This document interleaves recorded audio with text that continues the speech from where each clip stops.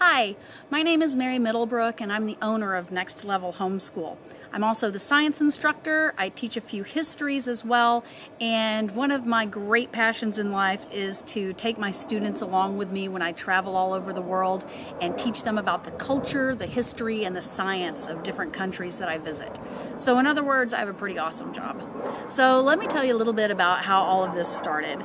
I got my marine biology degree from Texas A&M University at Galveston, and that's where I fell in love with the aquarium industry. I worked in pet stores all through college, and when I graduated, my ex-husband and I opened up our own pet store in Galveston. And that continued to evolve and evolve and evolve until eventually we owned a large wholesale facility in Los Angeles where we imported corals and some fish as well from all over the world, held them at our facility, and shipped them out to pet stores all across the country. And this was my career for about 25 years, a little bit more. So this was an awesome job and I was super passionate about it. We had a 13-year-old son at the time, and we adopted another child. We adopted a 10-year-old boy from Russia, and that brought its own set of challenges because he didn't speak English and we didn't speak Russian. We also worked a lot of hours. So we put him in the same private school that my oldest son was attending, and our adopted son just was not flourishing. And I cannot fault the private school at all. I mean, they're not equipped to handle a 10-year-old child who didn't speak the language and had no foundations in education, even in Russian. So my ex-husband and I made a really tough decision to sell our business and move, and that would allow me to have the time to focus on our son's education and making sure that he got those basics down so he could be successful in life. And that's what we did. And that's how I got into the homeschool world.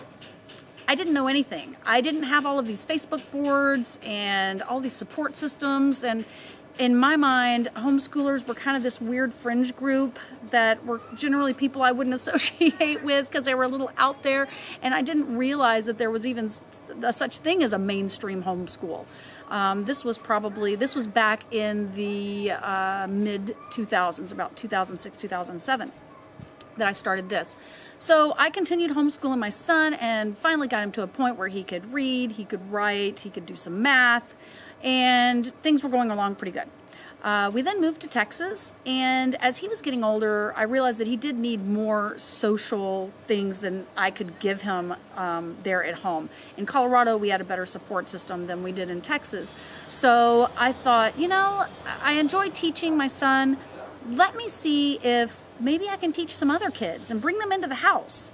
And that's what I did. And I put out some feelers for a marine biology class. And I filled it with 10 people. And I taught it out of my house, and that started in 2011.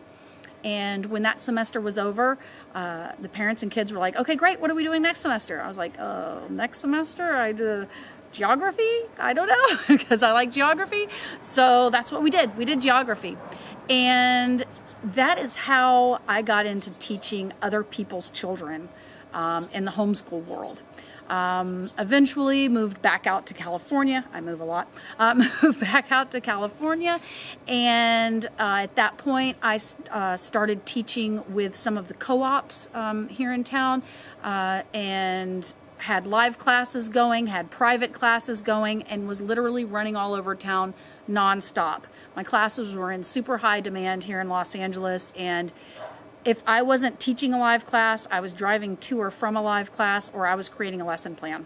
And I was really at maximum capacity, and I was having to turn people away because I just didn't have any more time. So a lot of my parents kept telling me, you should put your classes online. You'd reach such a wider audience that way, and maybe you wouldn't have to drive so much. And I kind of thought about it, and I put it off for a year or so. It just seemed like a lot of work and something I really didn't understand too much about. But then I went to Costa Rica in 2015 for the summer. And while I was there by myself, and I thought, well, I've got 2 months here. Why don't I create a class about Costa Rica and put it online and see what happens? And that's what I did. And it took off. That first class filled. And the next semester, I added in Harry Potter genetics, and that has been the staple. This is the school that Hogwarts built.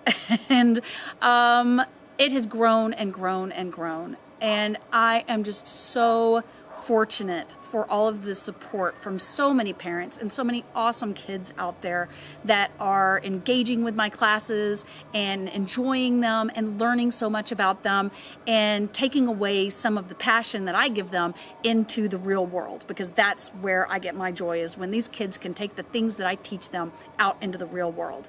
So how do I teach? What is my philosophy? I don't have a philosophy, and I don't like to get put into boxes. Oh, it's Waldorf, or I don't know, unschooling, or whatever, label du jour that they want to tack onto some homeschool idea. Now, I teach what I'm passionate about, and have some sort of knack for teaching that at a level that children can understand, and not just fluffy stuff. I don't do fluff. We get deep into things, and I teach students things that they would not learn otherwise on their own, or especially if they were in public school or like that, and that many homeschool parents don't feel equipped to teach. Marine taxonomy. There's not a lot of 9-year-olds on the planet who are doing marine taxonomy. If you're in my Shark Month or my zoology classes, you're doing marine taxonomy, because these kids can do it. And I have faith and confidence that kids can do so much more than adults give them credit for. And I set that bar high, and those kids meet it. I am consistently amazed by the level of work that my students do. I mean, just blown away. And I feel so fortunate to be able to witness that, and to be a part of that, and to bring some of that out in them. So that's basically Next Level Homeschool and Mary Middlebrook. If you ever have any questions, please feel free to email me at nextlevelhomeschool@gmail.com.